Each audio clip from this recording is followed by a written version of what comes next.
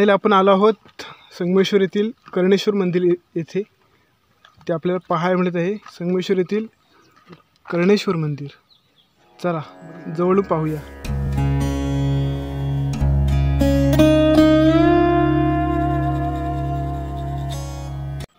मित्रांनो, या ठिकाणी मंदिराचं पोस्टर पाहायला मिळत आहे। सर्व नक्षीकाम आणि कशा प्रकारे आहेत ते या ठिकाणी पूर्ण संच इथे पाहायला मिळत आहे। बॅनरवर सगळी माहिती देखील इथे पाहायला मिळत आहे आणि मंदिराचे जेवढे नक्षीकाम आहेत तेवढे सुंदर फोटोची फ्रेम इथे पाहायला मिळत आहेत आणि माहिती देखील आहे, पाहू शकता।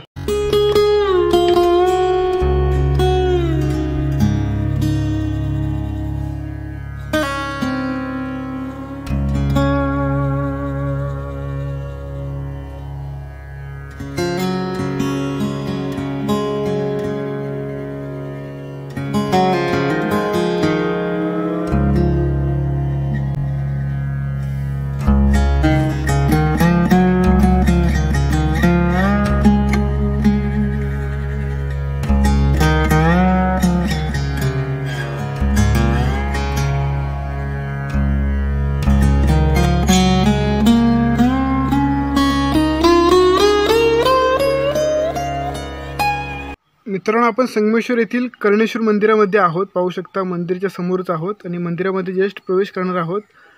तर या मंदिराचं नक्षीकाम पाहायलाच असेल बाहेरून कशा प्रकारे आहे। तर चला आतमध्ये प्रवेश करूया।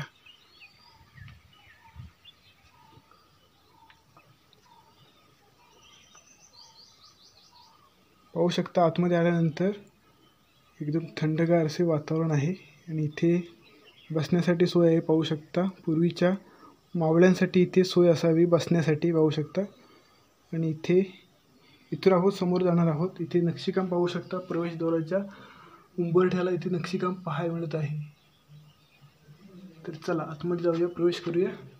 आतमध्ये आल्यानंतर पाहू शकता गाभारा कशा प्रकारे आहे, एकदम शांत।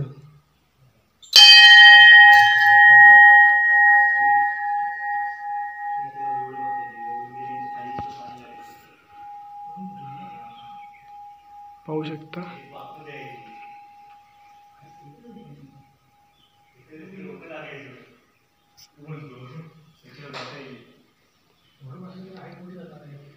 या ठिकाणी गारव्याला इकडे पाहू शकता प्राणी झोपलेले आहेत, कुत्रा आहे, शांत आहे एकदम। समोरच आपल्याला शिवलिंग पाहायला मिळत आहे। तर कर्णेश्वर येथे मंदिराचं दर्शन तुम्ही घेऊ शकता।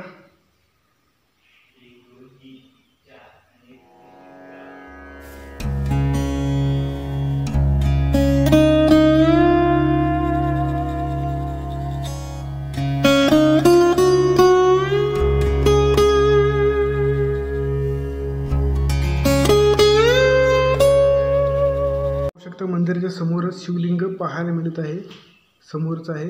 आणि मंदिराच्या डाव्या साइडे देखील इथे प्रवेशला एंट्री आहे, पाहू शकता। इथून प्रवेश करू शकता मंदिराच्या डाव्या बाजूने। मंदिराच्या उजव्या बाजूने देखील प्रवेशद्वार आहे आणि मंदिराच्या समोर देखील प्रवेशद्वार आहे। तिन्ही बाजूने आपण या मंदिराच्या आतमध्ये येऊ शकतो। अशा प्रकारचं हा कन्स्ट्रक्शन आहे पूर्वीचं, पाहू शकता। बाहेरचा नजारा कशा प्रकारे आहे। दीपस्तंभ इथे पाहायला मिळत आहे। बाहेरचा परिसर पाहू शकता।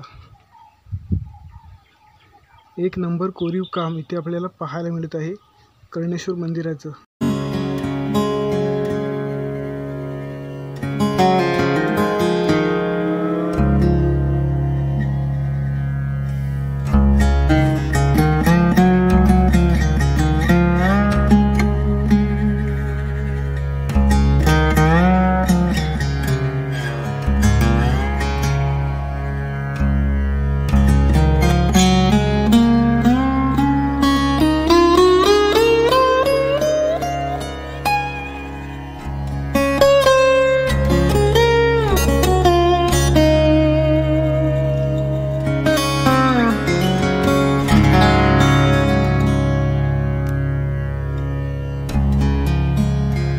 तर फायनली मित्रांनो आपण संगमेश्वर येथील सरदेसाई वाडा पाहिला आहे। त्याच्यानंतर पुढे कर्णेश्वर मंदिर देखील पाहिलेलं आहे आणि आता आपण आलो आहोत संगमेश्वर येथील मागे पाहू शकता सोमेश्वर मंदिर आहे.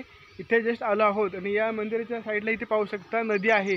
इथे पूर्वी बंदर होतं. संगमेश्वर येथील खाडी होती. इथे छत्रपती संभाजी महाराजांना इथेच पकडलं होतं. ती ही जागा आहे पाहू शकता मागे. इथेच छत्रपती संभाजी महाराजांना पकडलेलं होतं.